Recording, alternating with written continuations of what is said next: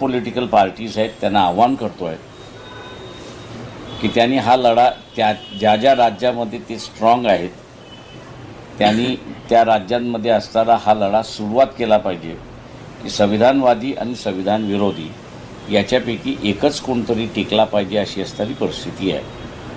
आणि ती मला वाटतं जेवढे लवकरात लवकर निर्माण होईल तेवढं मी असताना मानतो की देशाच्या हिताचं आहे अशी परिस्थिती आहे. पण मग कालचा जो झेंडा फडकवला गेला तो जाणीवपूर्वक त्यासाठी कालचा दिवस निवडला गेला होता असं तुम्हाला म्हणायचं? जाणीवपूर्वक निवडण्यात आला, जाणीवपूर्वक तो करण्यात आला. म्हणून मी आपल्या सगळ्यांना असताना म्हणणार आहे की 1950चं नागपूरमध्ये केलेलं फ्लॅग हॉइस्टिंग याचं दूरदर्शनकडे रील्स आहेत त्या काळच्या, त्या आणि कालचं झालेलं असणारं जे आहे